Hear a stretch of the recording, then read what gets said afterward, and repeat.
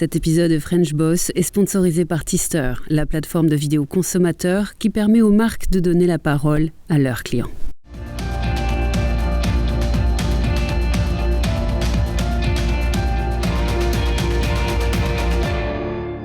Bonjour à tous, entrepreneurs, voyageurs ou voyageurs entrepreneurs. Eh bien, manifestement, Alexia Cornu, qui va passer la demi-heure qui vient avec nous, appartient à la première catégorie dans la mesure où elle va nous le confirmer. Hein, on va écouter attentivement son histoire, mais on a bel et bien l'impression que le voyage est aussi, si ce n'est plus important, dans sa vie professionnelle que l'entrepreneuriat en lui-même. Bonjour Alexia Cornu. Bonjour. Est-ce que, en un mot, est-ce que je dis une bêtise si je dis ça? Le voyage, ça fait partie de votre vie, hein, j'imagine. Oui, exactement. C'est vrai que je me définis souvent comme étant, entrepreneur, mais les voyages, ça fait, complètement partie, de ma vie, de mon Ouais, parcours, ouais. et de mon mode de vie, tout simplement, oui.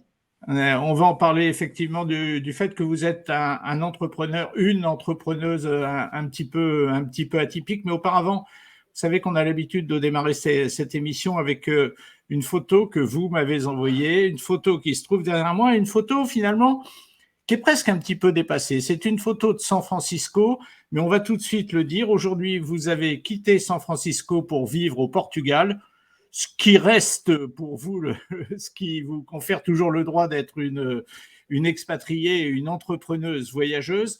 Mais voilà, quand on vous a demandé quelle était la ville qui, à vos yeux, correspondait le mieux à votre vie professionnelle, expliquait le mieux votre vie professionnelle, vous nous avez envoyé cette photo de San Francisco. Racontez-moi ce que San Francisco a représenté dans votre vie professionnelle, Alexia. Oui, San Francisco, aujourd'hui, c'est clairement le plus de la moitié de ma vie professionnelle déjà, en termes de durée, puisque, j'ai bossé que 4 ans en France, donc en tant qu'entrepreneur, avant de partir, m'installer à San Francisco. Mais j'ai passé, plus de 7 ans à San Francisco, et donc c'est le lieu vraiment où j'ai l'impression de m'être construite en tant qu'entrepreneur, vraiment là-bas où j'ai vraiment trouvé mon identité professionnelle. D'abord, grâce à l'environnement, la Silicon Valley tout autour, qui permet, voilà, d'être boosté par cet esprit, start-up avec, toutes ces entreprises, que ce soit des grosses entreprises, hein, comme toutes les boîtes de tech qu'on connaît, hein, Amazon, Facebook, Google, Apple, mais aussi avec, toutes les start-up et toutes les petites entreprises qui se développent, tout le temps. Et donc je pense que ça a eu une influence et un impact, énorme sur mon parcours professionnel. Et puis à côté de ça, bon, il y a la ville de San Francisco aussi, qui est très internationale, multiculturelle, très aussi en avance, sur plein de sujets, sociaux également. Et donc il y a ce mixte un peu, voilà, de business et d'environnement qui a fait que je me suis construite avec une palette, extrêmement riche autour de moi. Mais moi, je vais vous poser une question idiote, Alexia. Si vous aimiez tant San Francisco, pourquoi vous le quittez aujourd'hui? Pour m'y revenir peut-être un jour. Ah, d'accord. Hem, il y a plusieurs raisons qui ont motivé mon choix de quitter, la baie et San Francisco, et je pense qu'une des premières raisons qui a déclenché mon départ, c'est vraiment l'obtention de ma citoyenneté américaine. Et c'est vrai qu'en obtenant la citoyenneté américaine, je sais qu'à présent, je peux revenir quand je veux. Ayant quitté la France très jeune, j'ai pas eu une expérience professionnelle en Europe très intéressante, très riche. Ça a été très court, hein, 4 ans uniquement. Donc, en sortant de la fac, j'ai monté ma boîte et j'ai bossé 4 ans, et hop, j'étais partie à San Francisco. Et j'avais vraiment envie de retourner dans un environnement européen, de changer aussi, enfin voilà, d'avoir une autre culture autour de moi. C'est vrai que la Silicon Valley m'a beaucoup portée, m'a beaucoup motivée, m'a donné énormément d'idées, mais c'est très, très orienté quand même professionnel. Et j'avais envie de travailler sur la qualité de mon mode de vie et ne pas être uniquement sur la partie travail, travail, travail, parce que c'est déjà ma personnalité. Et donc, d'être dans un environnement qui encourage ça, c'est vrai que c'était un petit peu too much, j'ai envie de dire. Et donc, de baigner dans un bain un peu plus européen, j'espère m'inspirer du mode de vie autour de moi en Europe pour trouver un meilleur équilibre vie pro, vie perso. Bien, alors vous avez parlé de l'entreprise que vous avez créée. Cette entreprise, elle consiste à apporter du bien-être aux gens.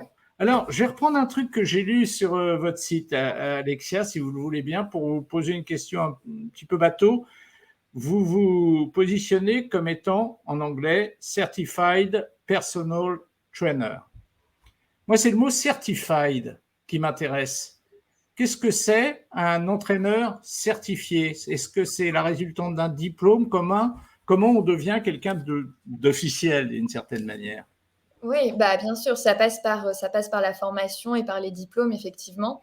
Donc moi, je m'étais formée, au début en France, puisque j'étais en France quand j'ai fait mes études. Donc je fais des études universitaires, en sciences du sport, ce qui m'a permis d'obtenir un diplôme qui m'a donné ensuite l'équivalent d'un bachelor degré. Quand j'ai, pu migrer aux États-Unis, j'ai pu faire valoir ma certification et donc avoir déjà une base pour commencer à travailler avec un diplôme qui était reconnu aux États-Unis. Et puis ensuite, j'ai continué sans arrêt de me certifier. Et je pense que après le côté voyage entrepreneuriat, s'il y a une chose qui me définit, c'est la soif d'apprendre, clairement, puisque ça fait 11 ans que je fais ce métier et ça fait 11 ans que je me forme tous les ans, que ce soit sur la partie nutrition, sur la partie développement personnel, bien-être, mais aussi sur la partie physique, tout ce qui est physiologie féminine, etc. Ce sont vraiment des sujets qui évoluent sans arrêt. Et donc, j'ai tout le temps soif d'apprendre. Donc, ça fait vraiment aussi partie de mon mode de vie que de me former en continu. Alors justement, ça m'amène une question quand vous dites que vous avez besoin d'apprendre et toujours et encore apprendre. Sur votre site, vous vous dépeignez encore une fois comme une professionnelle du sport et de la santé depuis 2010. Mais pour moi, alors c'est un peu iconoclaste comme question. Pour moi, il existe des professionnels du sport d'un côté, des professionnels de la santé d'un autre côté, mais comment on peut être les deux, Alexia? Eh bien, en fait, c'est les formations que j'ai suivies justement et toutes ces certifications que je fais au fur et à mesure des années. Au début, j'ai suivi plutôt le cursus sportif, donc j'ai un diplôme de préparateur physique, donc quand j'ai fait mes études en sciences du sport. Et puis, au fur et à mesure en fait des années, je me suis rendu compte que ce qui m'attirait le plus dans mon métier, c'était pas forcément les sportifs de haut niveau et la performance, mais c'était vraiment le bien-être des gens et le fait qu'ils se sentent bien dans leur corps, enfin vraiment alignés avec qui ils sont et puis qu'il n'y ait pas de problème à la fois, enfin, dès qu'on veut travailler sur l'alignement et le bien-être des personnes, on se rend compte qu'en fait, on ne peut pas rester que sur la partie sportive et physique. Ça, c'était un petit peu utopique. Et c'est vrai qu'en plus j'ai évolué dans ma façon de travailler, plus je me suis dirigée vers cette vision-là. Et bien évidemment, quand on se rapproche de cette vision-là, ça passe par des certifications qui vont être plus de l'ordre de la santé. Donc, je me suis rapprochée de kinésithérapeute, par exemple, pour travailler tout ce qui était plancher pelvien, pelvic floor, parce que je travaille beaucoup avec des femmes. Je me suis rapprochée de nutritionniste pour travailler sur tout ce qui était troubles du comportement alimentaire. Donc, je fais aussi des formations en naturopathie pour essayer de comprendre un petit peu plus le lien qu'il y avait à ce niveau-là. Et puis, des formations aussi en sport santé, donc avec des fédérations en France, mais aussi aux États-Unis avec des certifications professionnalisantes, donc pour continuer toujours à essayer d'être à la fois bien sûr sur le sport, mais de sortir un peu de la partie compétition-performance pour aller plus dans la partie bien-être, santé holistique. Alexia, vous l'avez évoqué fugitivement tout à l'heure, la Silicon Valley. Vous avez démarré votre activité à San Francisco, enfin dans la région de San Francisco, au cœur de la Silicon Valley, où il y a beaucoup de business, mais il y a beaucoup de stress aussi. Est-ce que justement c'est l'environnement qui vous a donné envie et qui vous a aidé certainement à développer cette activité peut-être mieux que vous n'auriez pu le faire ailleurs? Est-ce Ouais, que bien sûr. je me trompe? Vous avez totalement raison. Et c'est vrai que quand je suis arrivée, en fait, je me suis rendu compte que je faisais toujours autant de sport, que je mangeais à peu près la même chose qu'en France, mais j'ai pris du poids. Et là, je me suis dit: «Ouh là, c'est bizarre» et donc bah, oui et du coup, ça rend un peu humble parce que j'avais encore cette vision, en tant que jeune coach sportif de se dire: «Mais non, mais il faut juste faire beaucoup de sport et on perd du poids et c'est facile» et cetera. Parce que j'avais un métabolisme qui était excellent et du coup, je m'étais jamais posé la question de l'impact psychologique, de la solitude, etc., du mode de vie sur le poids. Et en fait, je l'ai expérimenté moi. Pendant 1 an, je dormais 5 heures par nuit. J'étais très stressée parce que je remontais un business dans une culture que je ne connaissais pas, dans une langue que je maîtrisais très très mal, avec ma famille, mes amis, tout mon environnement que j'avais pris pour acquis en France, que je n'avais plus. Et donc, en fait, j'ai commencé à prendre du poids sans comprendre. Et puis, du coup, on se prend une claque quelque part et puis ça remet tout à plat. Et du coup, on réfléchit un peu différemment. Et du coup, je me suis vraiment servi de mon expérience. Déjà, ça m'a permis de mieux comprendre mes clients, les gens avec qui je travaillais, et de voir qu'en fait, c'était complètement holistique. On ne pouvait pas gérer le poids uniquement avec du sport et de la nourriture, en fait. Et qu'il fallait vraiment avoir une approche beaucoup plus globale. Et donc, ce que j'ai vécu personnellement en arrivant dans la Silicon Valley, de par le stress, le manque de sommeil et puis le déracinement aussi, eh bien, je me suis rendu compte que c'était très important. Et c'est vrai que dans mes suivis, une des premières questions que je pose, c'est est-ce que les gens se sentent seuls? Parce que je sais maintenant, en l'ayant vécu, à quel point ça a aussi un impact sur le bien-être, sur la gestion du poids. Aujourd'hui, vous découvrez donc un nouveau pays, enfin que vous connaissiez peut-être, là n'est pas la question. Est-ce que vous pensez que la population portugaise sera aussi réceptive à ce que vous allez essayer de lui apporter que l'était la population californienne? Alors, déjà, j'ai une très bonne bon, je viens d'arriver, ça fait quelques jours, donc c'est vrai que je suis pas encore, voilà, complètement, dans le bain. Je commence tout juste à prendre mes repères. Jusqu'à maintenant, je suis très agréablement surprise par l'alimentation. Quand je vais dans les restaurants, je vois que, tout ce qui est, organique, bio est très développé, qu'il y a aussi beaucoup de restaurants véganes qui sont quand même très orientés aussi sur le bien-être. J'ai vu beaucoup de petites boutiques et cetera autour de ça. Donc, ça m'a tout de suite un peu rassurée. Je me suis dit: «Ah, il y a quand même quelque chose de cet ordre-là qui est très, très présent ici. Et puis ensuite, je pense que c'est toujours tellement enrichissant d'aller d'une culture à une autre, de découvrir une culture. Je pense que c'est pas forcément moi qui vais beaucoup leur apporter, mais eux vont m'apporter énormément, ça c'est certain. Bien, vous savez ce qu'on va faire? On va faire la pause maintenant et puis après on va parler effectivement de l'aspect business, entrepreneuriat de votre activité quotidienne.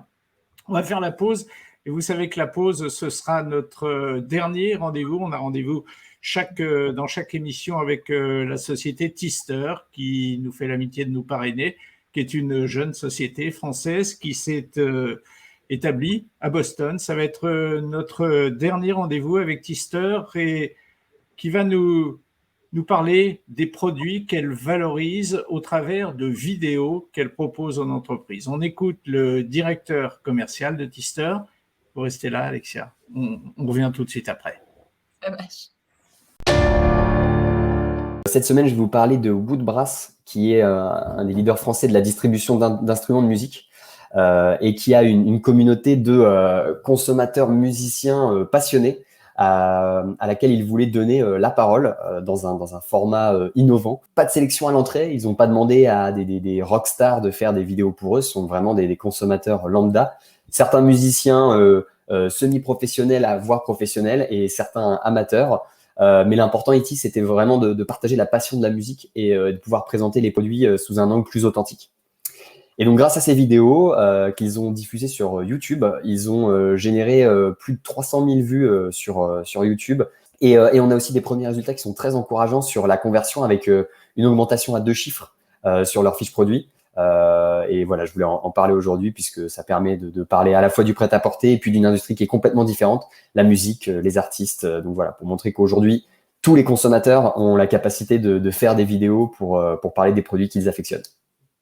Voilà une belle conclusion à ces semaines d'entretien qu'on a eues ensemble. Christophe, merci d'avoir été avec nous. On a été ravis, au travers de ces conversations avec vous, de découvrir une jeune société, une société nouvelle, une société innovante. On a été ravis de découvrir Tister. Merci d'avoir été avec nous, Christophe.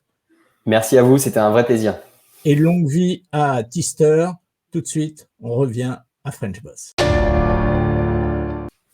Sur fond de Golden Gate, retour à Lisbonne, au Portugal, ça n'a pas grand-chose à voir, mais il se trouve que c'est l'itinéraire qu'a choisi de suivre notre invité d'aujourd'hui, Alexia Cornu. Alors, Alexia, vous en avez parlé à plusieurs reprises, vous l'écrivez sur votre site, vous aviez une fibre entrepreneuriale. Moi, je vais poser une question naïve. Euh, on a du mal à voir le lien entre l'entrepreneuriat, le fait de créer une entreprise, de vouloir gagner de l'argent avec, ce qui est quand même la principale motivation des jeunes entrepreneurs, et puis le fait de donner du bien-être aux gens en leur faisant travailler leur corps et leur nourriture et tout ça. Racontez-moi cette fibre entrepreneuriale, comment vous la décririez, votre fibre entrepreneuriale? Moi, si je devais décrire la raison et motivation principale pour laquelle je me sens entrepreneur avant tout, c'est la soif de liberté avant tout, je pense. Donc, c'est pas le. Effectivement, le côté création est très présent, mais c'est vraiment le côté libre qui me parle le plus. Et donc, en fait, après, j'ai pas décidé d'être entrepreneur, en fait. Ça n'a jamais été un jour, Ouais, je c'est me ça. suis réveillée et je me suis dit: «Je vais être entrepreneur». En fait, je n'ai jamais travaillé pour personne, si ce n'est quand j'avais des jobs étudiants et que je faisais, voilà, le service dans les restaurants pour me faire un peu de sous. Mais, à partir du moment où j'avais mon diplôme en poche, il a toujours été question de créer des choses d'aller où moi j'avais envie d'aller, en fait. Ou qu'est-ce que j'avais au fond de trip, qu'est-ce que j'avais envie de faire? Et très vite, ça a été des coïncidences en fait qui ont fait que en discutant avec une amie qui me dit: «Ah mais ma sœur, aimerait avoir un coach parce qu'elle aimerait, faire du sport et perdre du poids et cetera». Je dis: «Ah bah, c'est dans mes cordes, voilà, c'est mon cursus de formation, bien sûr, pourquoi pas?» Et puis, bah, du coup, je vais créer mon entreprise de coaching à domicile et puis, bah, en fait, ça a très bien marché avec elle et puis une deuxième, une troisième, une dizaine et puis c'était parti et puis je me régalais parce que j'étais libre bah, voilà, de choisir avec qui je travaillais, de faire mon planning, de pouvoir gérer ça et ça s'est fait, mais tellement naturellement qu'à aucun moment je me suis dit, et j'ai pas fait d'études commerciales, ni de marketing, etc. J'ai appris sur le tas, en fait, en disant, ah, il me faut un site web. Bon, bah, on va regarder des tutos et puis on va créer un site web. Et ça a toujours été comme ça, en fait. J'ai toujours appris moi-même à faire mes sites web, à gérer ma comptabilité, à On va faire en mes parler factures, tout à l'heure. etc.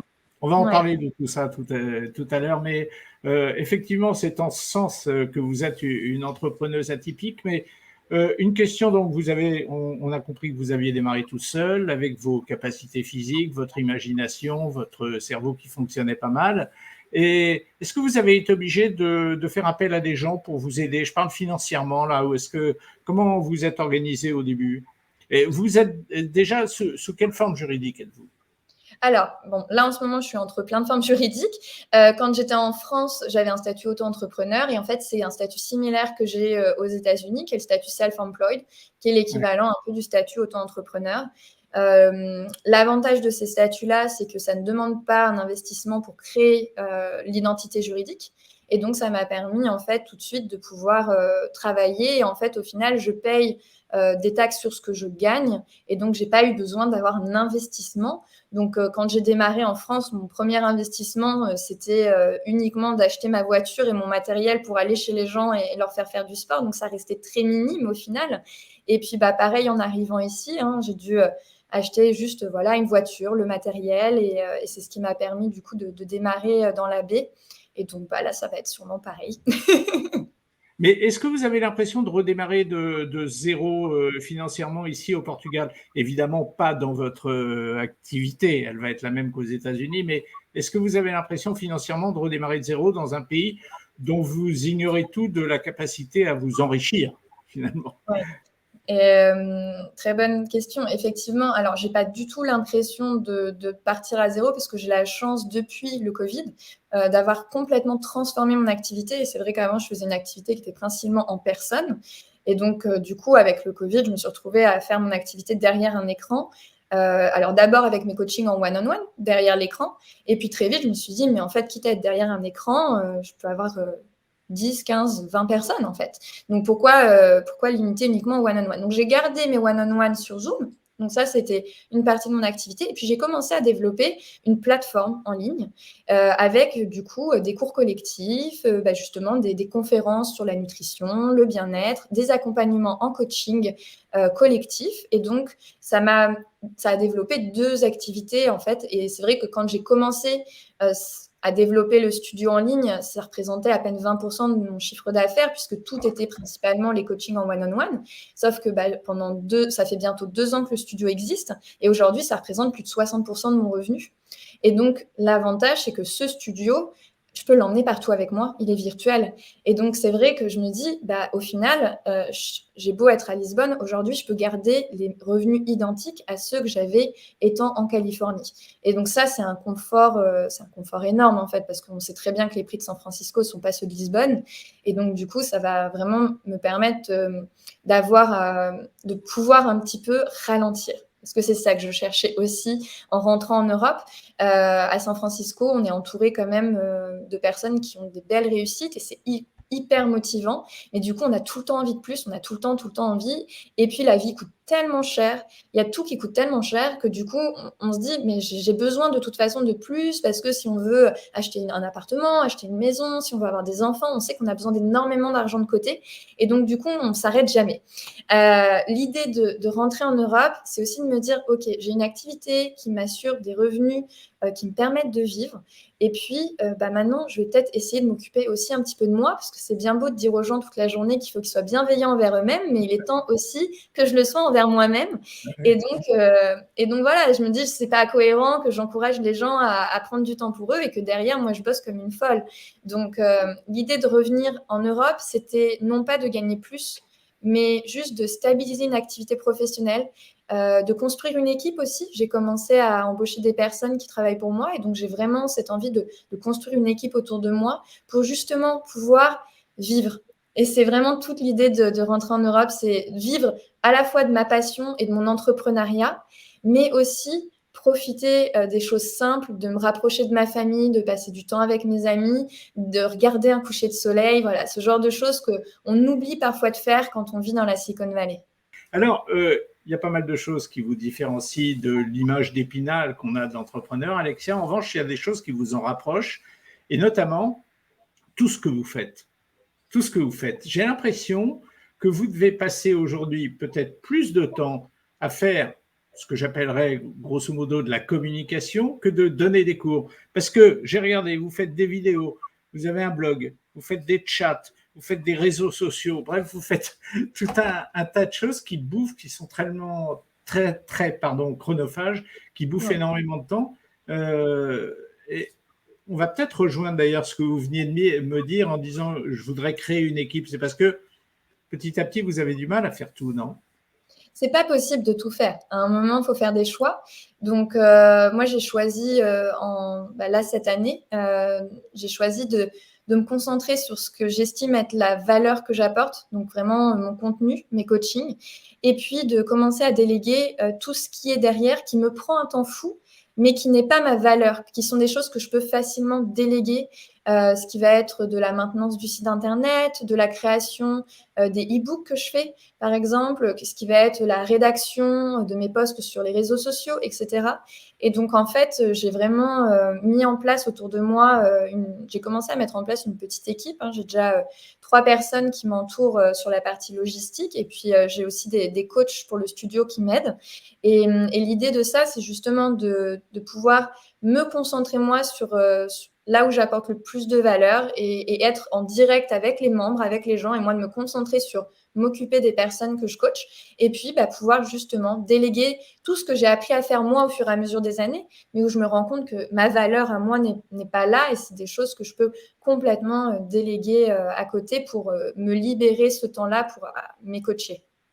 Alors, j'en viens justement à l'aspect administratif de l'entrepreneuriat. Vous êtes en train de monter une équipe. Est-ce que ça ne va pas vous obliger à changer de statut administratif ? Est-ce que vous n'allez pas créer une société pour justement pouvoir payer tous ces gens-là et les faire travailler ?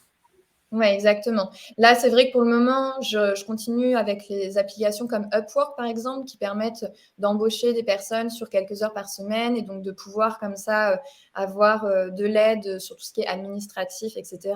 Où j'ai quelques auto-entrepreneurs aussi, les filles qui bossent avec moi, qui sont également à leur compte, qui travaillent pour plusieurs personnes également, qui du coup me facturent leurs services. Donc, pour le moment, c'est un peu du bricolage, mais ça fonctionne pour le moment. Et c'est vrai que l'idéal, ce serait de pouvoir justement monter une structure plus importante, de pouvoir avoir aussi les personnes qui travaillent avec moi, en qui j'ai confiance, de pouvoir aussi leur apporter une stabilité, une fiabilité aussi au niveau du nombre d'heures, etc., pour lesquelles elles travaillent pour moi. Et donc, ça passe bien sûr par un changement d'identité juridique. Donc, je suis un petit peu à mi-chemin de tout ça.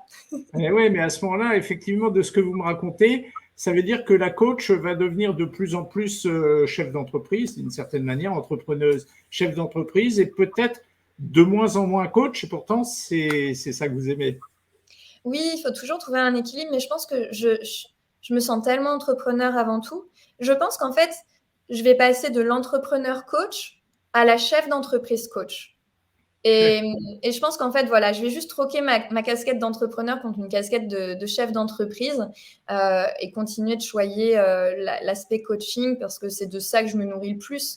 Mais c'est vrai que c'est excitant aussi de monter enfin, d'être à son compte et de monter aussi un petit peu en grade, d'avoir des auto-promotions et de pouvoir comme ça construire quelque chose voilà, qui s'enrichit et qui est plus intéressant aussi, avec plus de personnes, qui est plus humain. Donc oui, je me réjouis aussi de ces nouvelles étapes-là parce que je me lasse assez vite et j'ai besoin tout le temps de challenge. Ça fait partie de ma personnalité.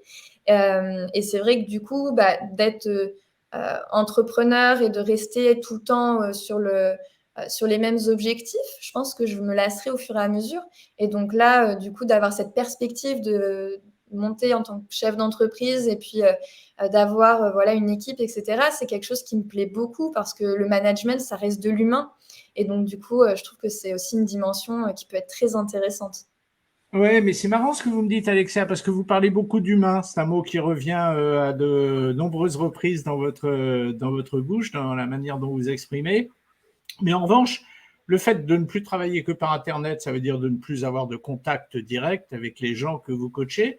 C'est quelque chose, a priori, sur le papier, qui peut-être ne vous correspond pas complètement. Donc là, on est plus dans une démarche mercantile, quoi, lucrative, non? Pas vraiment. Moins humaine. Moins Oui, humaine. alors en fait, ce que je me suis rendu compte, parce que quand je faisais du coaching en personne, mon planning est très limité dans le temps. C'est-à-dire qu'à un moment, il y a 24 heures dans une journée. Donc, à partir du moment où j'ai calé allez, maximum 10 coachings dans une journée, ce qui fait déjà 10 heures, ce qui est énorme, je suis au max et je ne peux pas aider plus de personnes. En fait, donc j'ai gardé quand même quelques coachings individuels parce que c'est des clients que j'ai depuis 7 ans, 5 ans, 4 ans, donc j'ai une relation avec eux et je me voyais pas en partant à Lisbonne arrêter puisque je me dis on a des outils qui existent, on peut continuer. Donc j'ai quand même gardé mes one-on-one. Mais ce qui est génial sur le studio en ligne, c'est que j'aide tellement plus de personnes et j'ai un impact sur la vie de tellement plus de personnes. Déjà parce qu'en faisant en ligne, je peux faire plus de volume. Plus de volume, ça veut dire que je peux baisser mes prix. Et moi, je ne le vois pas. Je vais faire plus de volume, mais je vais charger le même prix de l'heure. Je fais plus de volume, je propose un abonnement beaucoup moins cher. Un abonnement qui va être dans un prix beaucoup plus accessible au plus grand nombre. Et c'est ça qui est génial, c'est qu'au final, grâce à cet outil virtuel de pouvoir créer mon studio en ligne, eh bien, au lieu d'avoir une trentaine de clients par semaine, je peux en avoir 200. Et donc, du coup, je peux aider plus de personnes, avoir plus d'impact sur leur vie et transmettre toujours mes conseils, ma bienveillance, mais à plus de personnes. Et donc, au final, je m'y suis retrouvée sur ce côté-là où je me dis, ah, mais j'ai toujours beaucoup d'impact sur la vie de personnes. J'arrive toujours, malgré... Alors, honnêtement, j'étais sceptique. Hein. Entre vous et moi, quand j'ai commencé à faire du Zoom pour faire des coachings, j'étais là, mais où on est? Alors, j'avais pas le choix parce que Covid, n'est-ce pas? Mais j'y croyais pas une seconde. Parce que j'avais des copines, moi, qui étaient déjà sur YouTube, influenceuses et tout ça, et ça cartonnait. Mais moi, j'étais là, mais moi, jamais de la vie. Moi, je suis tout le temps avec les gens. Je vais pas aller faire des trucs en ligne, c'est du virtuel, c'est pas moi. Donc, je n'y croyais pas. Sauf que j'étais forcée de le faire. Et j'étais forcée de me rendre compte que j'aidais super bien les gens, malgré le fait que c'était virtuel, que j'avais des résultats qui étaient super, et que du coup, au lieu d'aider moins de personnes parce qu'une heure égale une personne, je pouvais aider plein de personnes parce que je peux enregistrer mes vidéos, parce que derrière, je peux aussi avoir des équipes qui m'aident à mettre en place des choses, à répondre, etc. Et donc, en fait, c'était juste hyper gratifiant, malgré le fait que j'étais extrêmement sceptique à l'origine, de se dire: «Mais en fait, si». Bon et puis, j'aime quand même le en physique, donc vu que ma clientèle maintenant sur le studio est principalement, en France et que mon studio étant en français, donc c'est un studio francophone, donc même les personnes qui sont à l'étranger, c'est des gens qui rentrent quand même en Europe et cetera. À partir de 2022, je vais commencer à lancer mes séjours et donc en fait, je vais passer vraiment d'un mode où tous les jours de la semaine, on fait du sport ensemble, en virtuel grâce au studio en ligne, peu importe où sont les gens, mais plusieurs fois par année, je vais organiser des rencontres où là, on va pouvoir passer un week-end très intense tous ensemble et je vais vraiment pouvoir les rebooster en personne, partager toute mon énergie en personne pour qu'ensuite, voilà, quand les gens repartent, ils sont vraiment reboostés de cette énergie-là et puis faire le suivi du coup avec l'outil en ligne et je pense que ce côté hybride me définit très très bien, donc je pense que aller par là, ça va le faire. Alexia, dernière question. Est-ce qu'on peut gagner beaucoup d'argent dans votre activité? Ou est-ce que, alors j'imagine que vous allez me dire que ce n'est pas votre objectif, que c'est le bien-être des gens, etc. Mais est-ce qu'il est néanmoins possible? Parce que c'est pas désagréable de gagner de l'argent finalement. Est-ce que c'est possible de gagner beaucoup d'argent? Est-ce que vous gagnez bien votre vie? Tiens. Oui, je gagne bien ma vie. Après, c'est toujours la même chose. C'est quoi gagner beaucoup d'argent? Parce que gagner beaucoup d'argent à San Francisco, c'est pas pareil que gagner beaucoup d'argent en Europe. Tout dépend aussi. Et puis, je pense qu'il y a un moment où, à partir du moment où on a de quoi bien manger, de quoi partir en vacances, de quoi payer un loyer dans un environnement qui nous plaît, de se sentir bien à la maison, pour moi, c'est OK. Mais on est tous différents là-dessus, donc c'est dur de donner un avis là-dessus. Même si je trouve que d'avoir vécu 7 ans aux États-Unis, ça permet de délier aussi un petit peu une certaine culpabilité ou une certaine… des fois, voilà, on se sent gêné de gagner de l'argent et ça permet de décomplexer par rapport à ça parce que les Américains, là-dessus, ont une approche qui est un petit peu plus relâchée. C'est vrai que je trouvais, surtout en étant entrepreneur très jeune en France, avant 25 ans, j'étais entrepreneur donc de 21 à 25 ans en France et c'est vrai que j'avais un petit peu cette image de la réussite, c'est qu'il y a un truc qui est louche et puis si je gagne de l'argent, les gens ils vont dire que j'ai dû tricher quelque part et que c'est pas normal, etc. Et c'est vrai que de vivre 7 ans aux États-Unis, ça m'a fait un bien fou là-dessus, ça m'a complètement décomplexée parce qu'en fait les gens, ça veut pas dire qu'il n'y a pas de jalousie, mais ils assument le fait que si une personne a réussi, c'est qu'elle le mérite. Et qu'au final, quelqu'un qui travaille dur et qui gagne de l'argent, c'est bien pour lui. Et puis après, si on veut la même chose, on n'a qu'à travailler autant que la personne. Et c'est vrai que du coup, ça m'a permis aussi de me dire, voilà, si je gagne de l'argent, je sais que c'est grâce à moi, je sais que je travaille très, très dur pour ça. Et puis, du coup, j'ai pas trop de… Ouais, j'ai moins de complexe par rapport à ça, donc ça fait du bien. Mais je gagne bien ma vie, clairement. Ça va bien. Bon, écoutez, en tout cas, nous, on a passé une demi-heure assez rafraîchissante. C'est vrai qu'avec les entretiens qu'on a avec ces entrepreneurs français à l'étranger, on évoque plus souvent des levées de fonds, des choses comme ça, que du bien-être de l'être humain au travers de la nourriture qu'il avale et des exercices qu'il fait dans son salon. On a été content, en tout cas, de découvrir cet aspect, parce que c'est un aspect, cet aspect de l'entrepreneuriat en votre compagnie. Alexia, merci d'avoir été avec nous. Merci beaucoup. Et puis, Lisbonne ne connaît pas sa chance de vous avoir chez eux maintenant. Merci. Merci Alexia et bonne continuation. Merci beaucoup.